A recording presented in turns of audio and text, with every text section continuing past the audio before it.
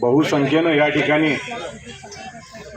आपल्या या लोकसभेच्या प्रचार आणि मार्गदर्शनाच्या निमित्तानं या प्रभाग क्रमांक 4 आणि आसपासच्या विशालदादांवर आणि त्यांच्या कुटुंबांवर प्रेम करणारे आपण बहुसंख्य या ठिकाणी जमलेलं बघून मला जरा आनंद वाटला।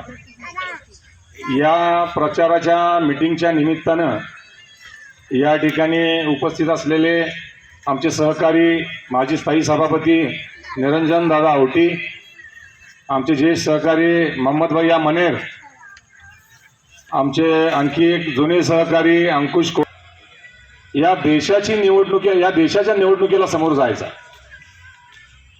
या कदाचित यात काही नवमतदार असतील, पण बहुतांश आपण बऱ्याच निवडणुका बघितलेले लोक या ठिकाणी दिसतोय। झालेल्या निवडणुका वेगळ्या त्याच्या उद्देशानं वेगवेगळे मॅटर्स आपल्याला टीव्हीवर वेगवेगळ्या बातम्या दाखवल्या जातात आणि लोकांच्या डोक्यात ते विष भरवलं जातंय। पण कुठलाही मीडियावाला, कुठलाही पत्रकार हे तुम्हाला सांगत नाही आणि त्यांना प्रश्न विचारत नाही की बाबा बेरोजगारी इतकी वाढली आहे, नोकऱ्यांचं काय होणार, तरुण मित्रांचं काय होणार, महागाई इतकी वाढली आहे, संसाराच्या बजेटचं काय होणार, या खतांच्या किमती इतक्या वाढल्या, त्यांना हमीभाव मिळाला नाही, त्या शेतकऱ्यांचं काय होणार। आणि मित्रांनो, म्हणून खरोखर ही ऐतिहासिक निवडणूक आहे। गेले 10 वर्ष हे सरकार राज्य करतंय, एकच खोटं बोल आणि रेटून बोल। 10 वर्ष झालं या जनतेवर या सरकारनं अत्याचार केल्यात असं माझं स्पष्ट मत आहे। ते कसे तर यांनी पहिल्यांदा तुम्हाला फक्त धर्माची अफू पाजली, टीव्हीवर त्या बातम्या दाखवल्या आणि एक एक कंपन्या विकायला चालू केल्या, एक एक खासगीकरण करायला चालू केली। ज्या तुमच्या कंपन्या लाखो कोटीच्या होत्या त्या काही शेकडो कोटीत आपल्या मित्रांना विकल्या, हा तुमचा आमचा पैसा होता।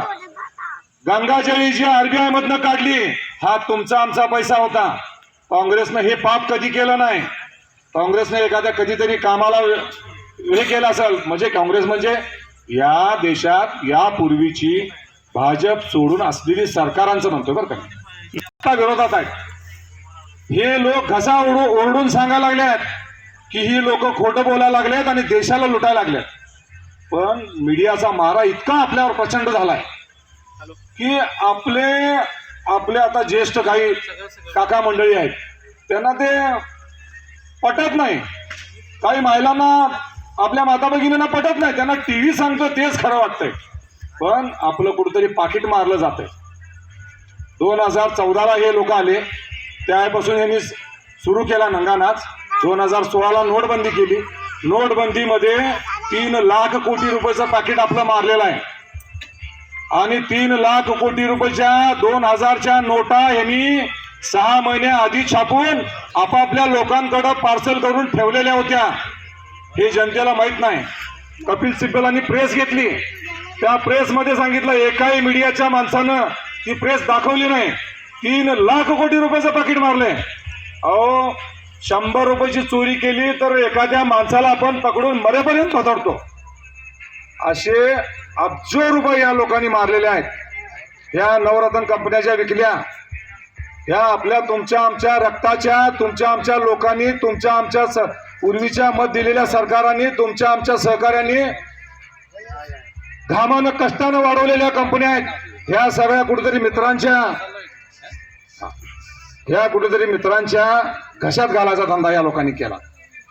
म्हणून म्हणतो, ही आपली ऐतिहासिक निवडणूक आहे। ही निवडणूक आपल्याला सद्सद विवेक बुद्धी आणि खरं काय आणि खोटं काय ही समजून घेऊन पार पाडायची निवडणूक आहे। आपण सगळे फार मोठ्या संख्येने आलात।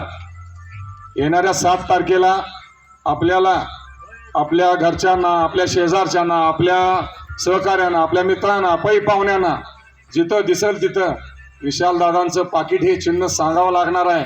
ही तुमची आमची जबाबदारी आहे। साही तालुक्यामध्ये विशालदादा टॉपला आहेत आणि आपला तालुका, आपलं मिरज शहर मागं पडायला नको, ही तुमची आमची जबाबदारी आहे। ही जबाबदारी पार पडण्यासाठी फार काय करायचं नाही आहे, थोडं सांगायचं आहे। मित्रा, ताई, काकू, आपलं पाकिट आपलं चिन्ह आहे हे महत्वाचं आहे. जो तिकिटाचा घोळ झाला आपण सगळा बघितला, त्या गोष्टीत मला जायचं नाही आहे, पण या वर्ण सरकारला खेचायला आपल्याला विशालदादांसारखा खासदार तिथं पाठवायचा आहे, एवढंच बोलतो. आणि पुन्हा एकदा 7 तारखेला आपल्याला पुढं होऊन लोकांना सांगून मतदान करून घ्यायचं एवढी विनंती करतो आणि थांबतो.